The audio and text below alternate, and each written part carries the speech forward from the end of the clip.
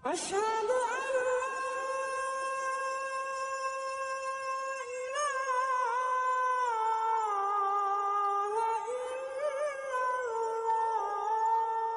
Orang kafir sekarang hidup nggak?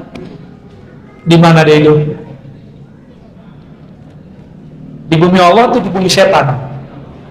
Atau ada bumi selain bumi Allah?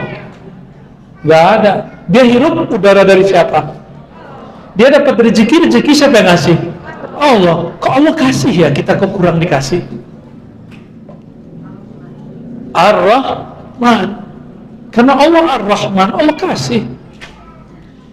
Kita juga dikasih. Maka Ar-Rahman yashtamilu ala al-kafir wal mu'min jami'an. Mau mu'min, mau kafir dapat rahasia Rahmannya Allah subhanahu wa ta'ala. Maka kita pandang non-muslim gak boleh dengan kebencian. Pandangnya Allah aja pandang dengan Rahman, masa kita gak pandang dengan Rahman? Allahnya masih kasih nyawa dia, masih ente mau bunuh dia? Hanya boleh membunuh makhluk di musim perang, di musim jihad militer, bukan jihad pemikiran. Gak boleh. Haram hukumnya. Itu bukan berbuat jihad, tapi berbuat jahat. Coba, ini sekarang jangan kaman non muslim, ya, beda torikot aja udah benci-bencian. Bener, satu torikot aja beda mursyid udah benci-bencian. Untuk apa ente bertorikot begituan? Buang aja torikotnya, ya. Torik artinya jalan, tujuannya ihsan. Jika jalanmu tidak menghantarkan kepada Allah, tinggalkan jalan itu, cari jalan yang lain. Jika mursyidmu menghalangkan engkau kepada Allah, tinggalkan mursyid itu, cari mursyid arif billah yang kenal Allah subhanahu wa ta'ala. Kita bukan untuk diperintahkan bertorikot, kita diperintahkan berihsan kepada Allah subhanahu wa ta'ala. Cukuplah itu. Saya khawatir nanti perang kita bukan hanya dengan khawarij, tapi perang kita juga sesama orang bermazhab syafi'i, bermazhab, bermanhaj asy'ari, ya, bertorikot, sama perang nanti. Coba aja lihat sekarang, ya. Saya gak usah sebutkan satu persatu di sosial media, ya. Saya ini bukan orang TKN, tapi saya cinta kepada mursyid-mursyid TKN karena saya punya sanad juga ke sana dan pernah dapat ijazah juga. Bukan ijazah wakil talqin, ijazah kemursyidhan saya dapat juga. Tapi saya tidak mengabdikan diri di situ. Ketika saya datang ke suatu tempat, orang-orang ngomong, itu torikotnya orang siapa? Lah urusan kamu apa dengan torikot saya? Ya. Emang kalau bukan orang torikot ente gak boleh datang. Nah, sejak kapan torikot itu memutus ukhuwah kita? Apa bedanya sama kelompok sebelah? Ya kan? Jadi tolonglah, ya, teman-teman di sini saya lihat banyak orang-orang yang sedang zikir, banyak orang yang muhibbin kepada ahli torikoh. Torikoh artinya jalan. Kalau jalannya rusak, kita cari jalan lain nggak? Cari jalan yang lain aja. Susah-susah amat, ya. Sopirnya nggak jelas, ya. Kita naik bis, sopirnya urak-urakan. Apa namanya kalau ugal-ugalan? Urak-urakan merambut, ya. Ugal-ugalan, kita bilang stop, saya mau ganti, boleh, nggak apa-apa. Yang kami pelajari dari guru-guru kami dari dulu, nggak ada orang bertorikot begini. Yang lucunya, Masya Allah, ada pemimpin zikir, pemimpin halaqah, cemburu, iri, dengki ketika ada guru baru datang. Tujuan ente apa ngajar zikir? Mau ngumpulin jamaah, mau banyak pengikut? Bukan itu tujuan kita. Saya sudah berkali dikatakan bahwa kalau benar nih torikot kita mu'tabarah, torikot mu'tabarah itu manhajnya Ghazaliyah, maka wajib sebenarnya setiap torikot mengajarkan ajaran Imam Ghazali. Kalau benar mu'tabarah, apa kata Imam Ghazali? Jika engkau seorang muallim, seorang mursyid, seorang ulama, sedang berdakwah, tiba-tiba di tengah jalan ada orang berdakwah, apa yang engkau ajarkan dia juga ajarkan. Jangan pernah iri, tapi sapalah dia, berterima kasihlah kepadanya. Terima kasih kawan, engkau telah meringankan bebanku. Bukan malah kemudian, lu berdatang baru lapor sama gua. Ya salam, lapor sama aing gitu ya. Baru dapat bahasanya barusan. Kursus. Ya salam.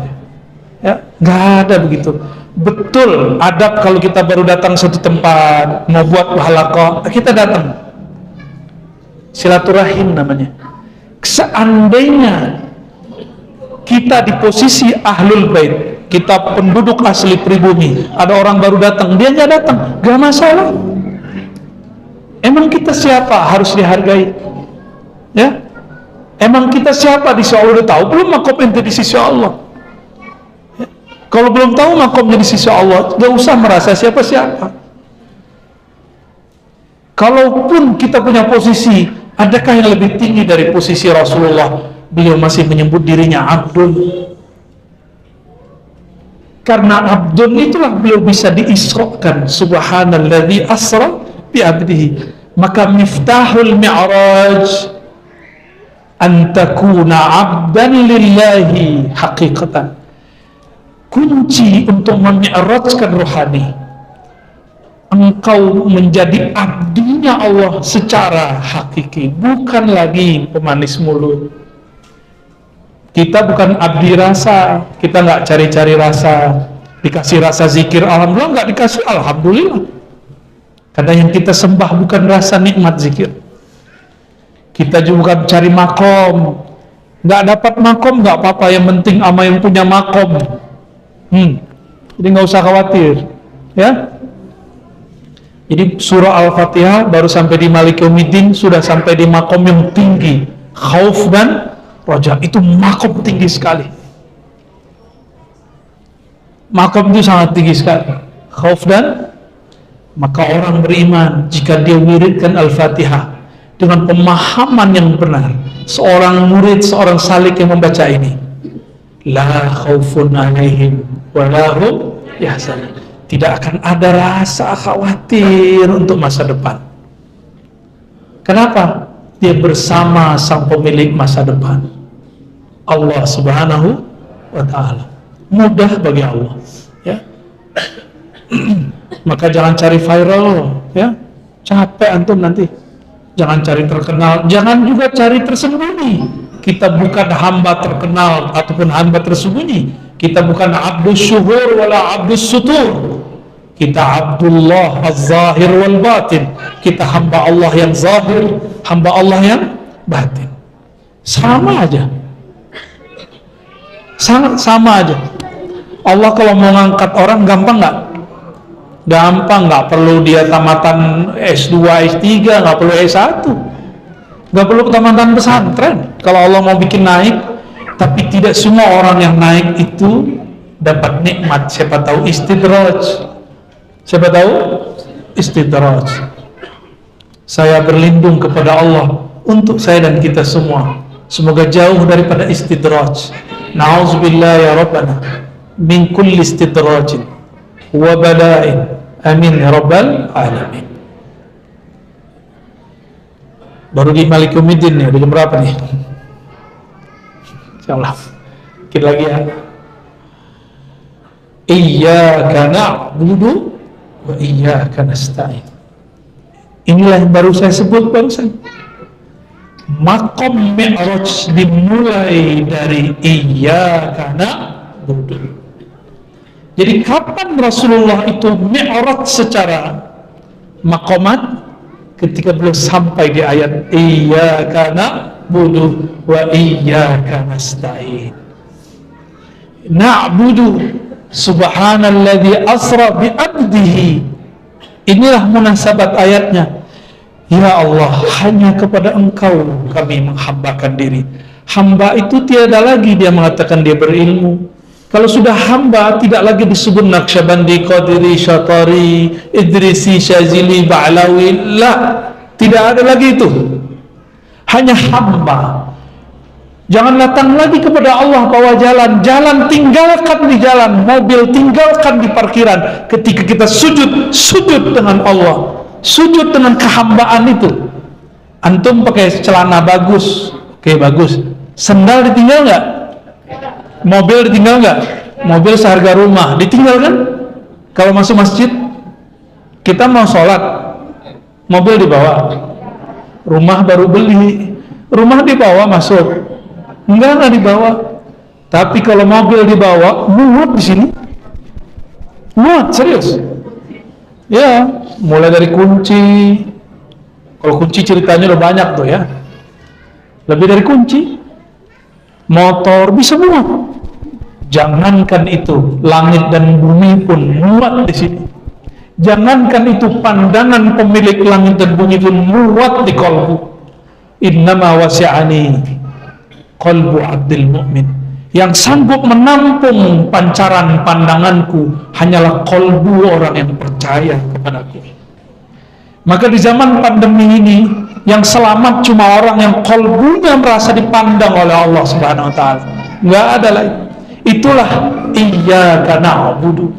Kepada Engkaulah ya Allah kami menghambakan diri. Ya. Kepada Engkaulah ya Allah kami menolkan diri. Enggak ada lagi merasa ini, merasa itu. Ya Allah, saya sudah zikir 70.000. Enggak ada itu. Ya Allah, saya bertorikot A, B, C, D, habis itu di iyyaka na'budu. Tapi sungguh aneh, ada orang tawassulan al-Fatihah, tapi di suatu majelis tengkar, itu majelis pertemuan orang-orang torikot, yang mimpin zikirnya keras, protes yang zikirnya lembut, itu bid'ah, nggak ada di torikot kami. Ya salah, ya. Kenapa dia nggak menikmati hidangan-hidangan Allah? Hidangan Allah itu ada zikirnya keras, ada zikirnya lembut. Hidangan Allah itu ada zikirnya senyap, sepi. Itu hidangan Allah semua, nikmati aja. Kita datang ke satu pesantren zawiyah, di sana zikirnya kenceng, ikuti. Ada zikirnya lembut, ikuti. Ada yang dilagu-lagukan, ikuti aja. Semuanya adalah taman-taman surganya Allah Subhanahu wa ta'ala. Jadi bumi ini paralel sama langit. Alam dunia ini paralel dengan surga. Antum baca subhanallah di sini, itu di samping kita langsung tumbuh pohon besar di surga. Antum hadir sekarang ini, wah nggak tahu di sana tuh istana apa yang Allah buat, saya nggak ngerti udah. Ya, kalau ikhlas ya. Kalau coba-coba lain, kita cek dulu Ar-Razini pro apa sih, aswajanya apa sih ini, torikotnya apa sih, kita cek dulu yuk, yang merem-merem dulu yuk. Gak perlu lah begitu ya, ngaji, taklim kita. Nah, iyyaka na'budu itu maqam ubudiyah. Ada ubudiyah, ada abudu, macam-macam istilah ulama kita. Dan itulah makomnya ihsan. Iyyaka na'budu, tujuannya ihsan. Tuh, gimana? Kalau orang nanya, apa dalil tasawuf? Tanya balik, kamu mau dalil makom yang mana? Gitu ya? Siap? Ini ajaran Imam Syafi'i. Imam Syafi'i yang ngajarin kita begitu. Kan antum Syafi'i semua? Bukan ya? Mazhab antum bukan Syafi'i ya? Syafi'i ya? Kayaknya beda dikit.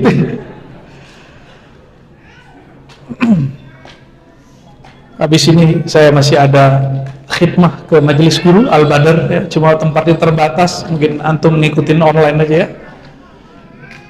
Di ujung iyyaka na'budu ada iyyaka nasta'in. Kalau ahli bahasa memahami, objek jika didahulukan maka bermakna keutamaan, fokus. Berarti hanya kepada Engkau kami mengabdikan diri, menghambakan diri.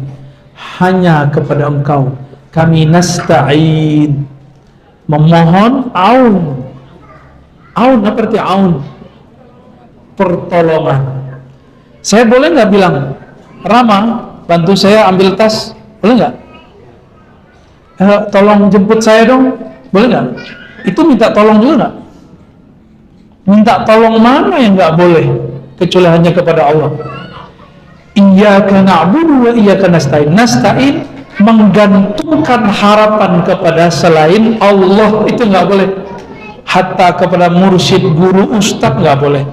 Saya yakin masing-masing antum ini punya masalah, pengen datang ke ustadz, kiai, ajengan, ingin menyelesaikan masalah. Tapi kebanyakan orang di sini lupa bahwa si ustadz, kiai, ajengan juga punya banyak masalah terhadap dirinya. Kalau ajengannya masih muda, yang datang muda, wah gawat. Awalnya mau menyelesaikan masalah orang, malah nambah masalah. Siang datang mengadukan masalah nafkah, suaminya nggak beres. Dia bilang, saya aja yang nafkahi. Jadi malah nafkah baru.